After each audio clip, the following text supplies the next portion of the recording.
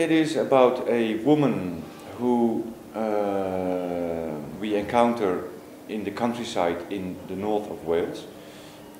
She is Dutch, and then in the course of the book you find out why she's there, what she has fled in Amsterdam, where she lives and where she used to work as a university teacher.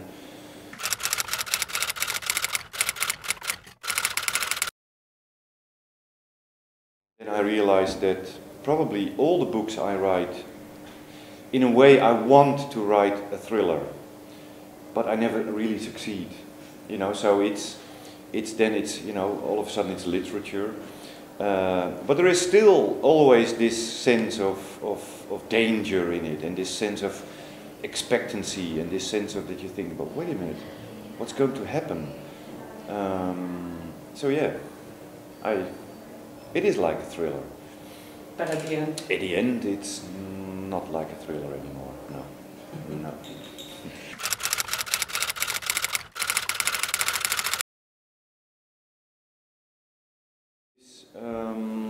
Well, she is at the university, she was a teacher in translation studies.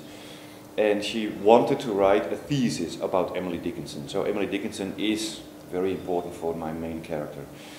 And she hardly brings anything to Wales, apart from this one book with the collected poems. And what was so wonderful for me as a writer was that this woman is, for the biggest part of the book, alone in this house. She's ill.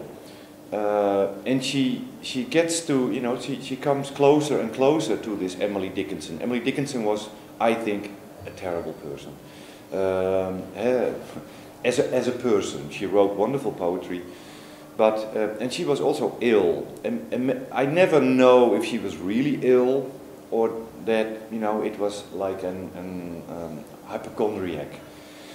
But you know, as the story unfolds, this main character of mine, Emelie, who appears to be called Agnes at the end of the book, she gets more and more, you know, the same in a way like Emily Dickinson. So she also knows what will happen with her in the end. Mm. And then there is a third woman, and she's not in the book because she's dead, but she was the woman who lived in the house where my main character lives for 2 months. And the smell of this old woman becomes stronger and stronger and stronger. So there's actually, you know, 3 women.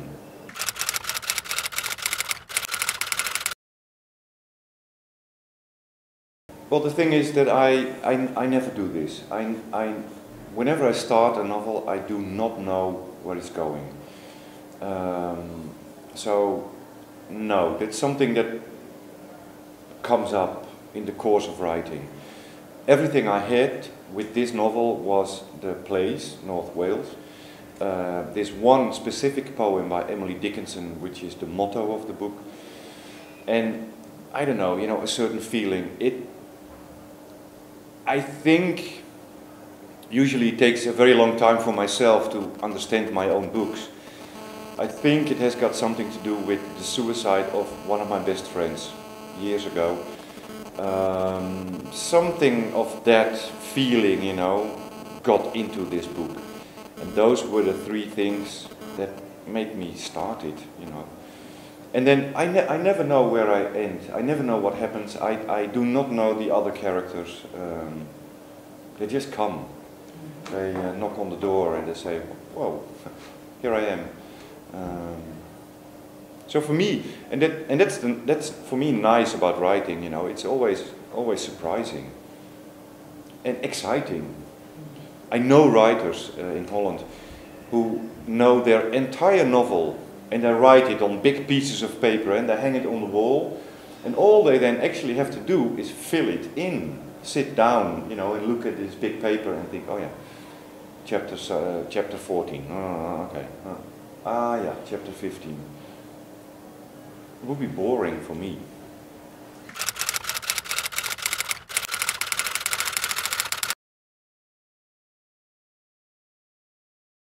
And I think it's very important for the book, because it's also something that I myself very strongly feel.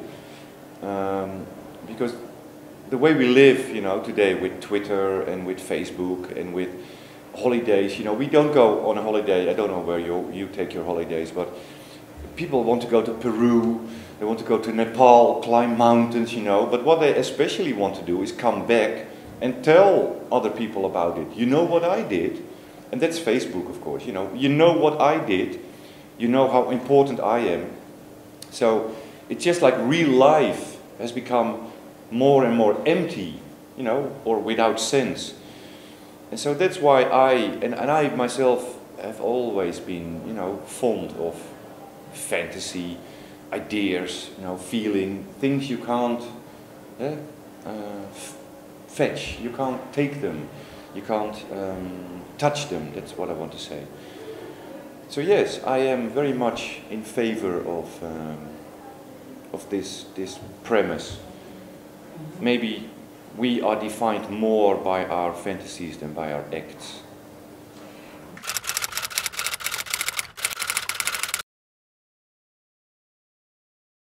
I always put humor in my books.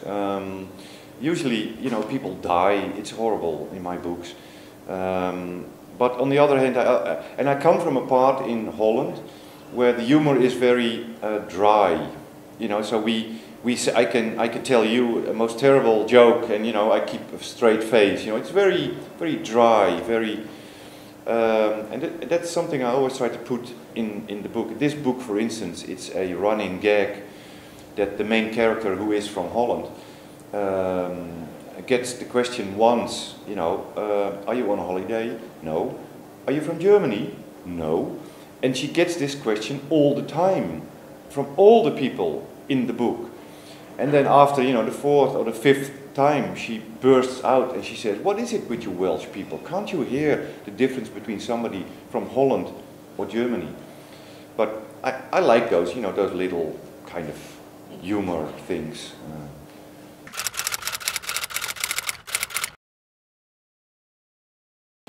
The first thing is that I can't write, for instance, when I'm here, abroad or wherever, I cannot write.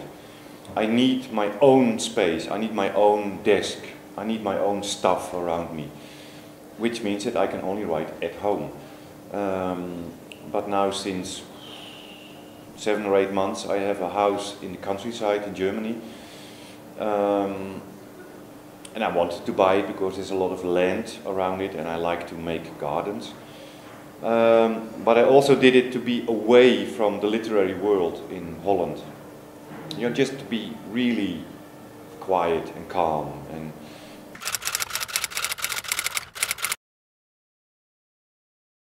I never take down notes. Because that's something I learned a long time ago, even before, you know, my first novel for grown-ups was published. I have some children's book writer friends, and one of them, an old man but a very active man, once told me, you know, whatever you need, really need whilst writing a book will come back to you. So don't ever be afraid to forget something, because you won't. If you need it, it will come back. And usually the things, you know, you write down in your little black book, you can think, oh, this is brilliant. Oh God, why hasn't anybody else thought of this? And when you read it back, you know, a week later, you think, oh my God, this is stupid, you know, and I can't use it anyway. So no, I never take notes.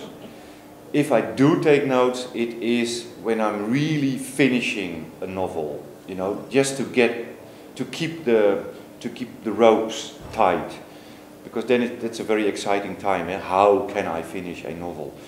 And those are the times that sometimes I get out of bed in the middle of the night and I write, you know, just one word, or I have to write something down to keep it tight. But otherwise, no notes.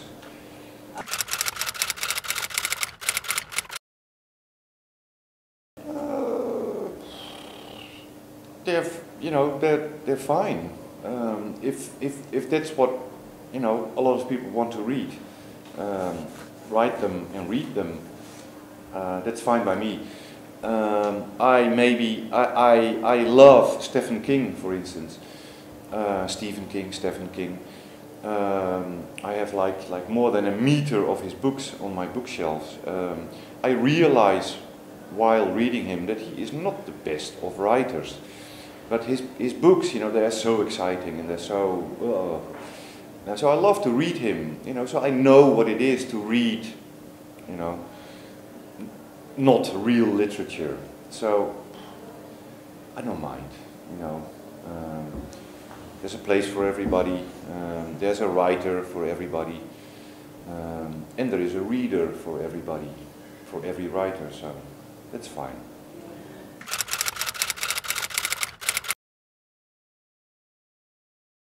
There is one American writer.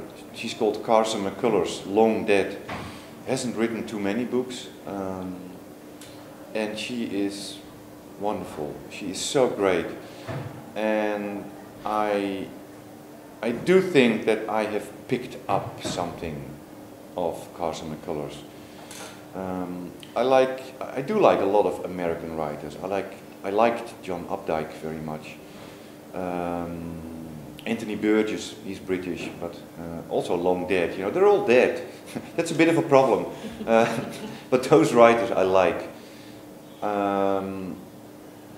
John Updike as well. He doesn't, you know, it's real literature, but it's not hard to read.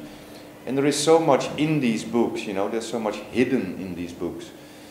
And especially with the books of Carson McCullers, most of what she wants to say is hidden in the book. And those are the books that I love to read, you know. They are a challenge. And they leave you wondering when you finished reading the book, which is also very good.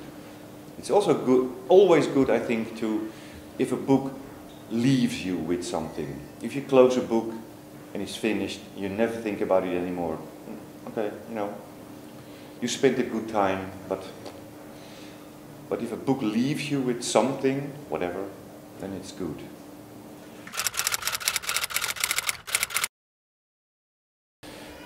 The thing is that I stopped writing for children or young adults because I started writing them because I had these author friends, these children book author friends, and they had very nice houses, these people, yes, and they drank very nice wines and whiskey, and they had art, and I thought, whoa, I want this life.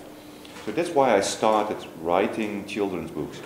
But I am not a children's book writer, you know. I'm not a moralist. I do not want to teach children something. I do not like to be, you know, if I write something for children or young adults, I don't like to be on my knees, you know. And sometimes, if you write children's books, you can't say everything because it's too hard, or it's too whatever, too explicit. So I wrote 2 etymological dictionaries for children and 1 young adult novel, and that was it. And then I took the step to grown-ups, and